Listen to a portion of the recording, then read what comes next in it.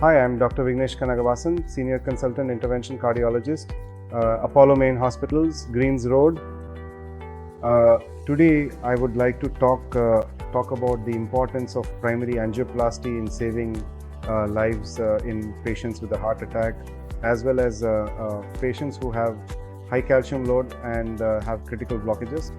How new technologies have come in angioplasties which can treat patients as well as make them better. First of all, heart attack is a very important problem day to day. As you see in our country, gone are the days where heart attack is known to occur mainly for elderly people. Now, no age is safe from heart attack. Even youngsters beyond the age of 20, 30 also suffer a heart attack. So, what do you mean by heart attack? Heart attack is complete 100% blockage of arteries which are going to the heart. So, in medical terms, we call it myocardial infarction.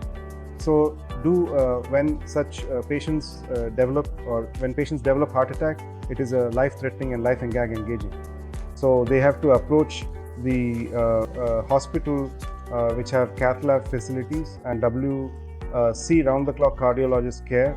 So when a patient comes immediately to the emergency room, we call it door to balloon time, where it should be 90 minutes from the time of chest pain or even below.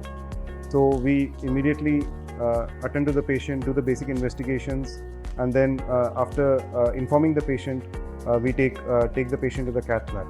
So every minute we delay in heart attack, muscle gets affected, and life-threatening complications can occur. So once we wheel into the cath lab, we immediately do an angiogram which shows where exactly the blockage is, and immediately after that, followed by we do primary angioplasty. That means we pass in a wire, balloon dilation, and put in a stent. So this stent usually crushes the block to the vessel wall, and once again the blood flow, which is completely blocked, resumes.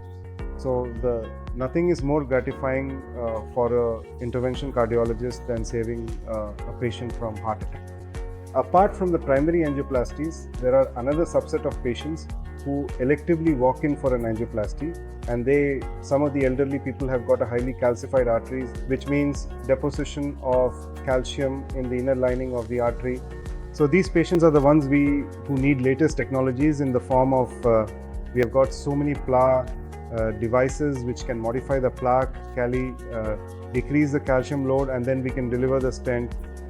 If we don't use these technologies, what can happen is we can go in and do a routine angioplasty, but stent, if it doesn't expand adequately, CA patients may come back with a restenosis or even a stent thrombosis.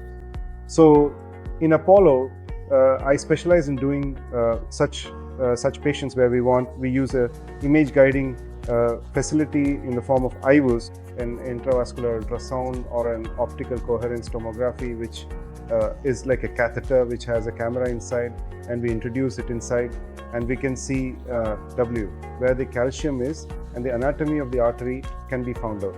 After which we can do then we have various plaque modification or calcium modification devices like cutting balloons, high pressure balloons, non-compliant balloons.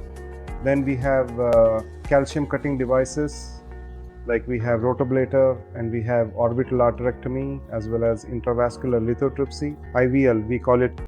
So all these devices I specialize in, and we do it in Apollo, where we modify the plaque, after which we balloon the lesion, and then we deliver the stent, post-dilate the stent, and come out. So by NCU, using an image guide as well as these latest technologies, we can give optimum, best 100% result to the patient, and so that long-term results are good, followed by the medical treatment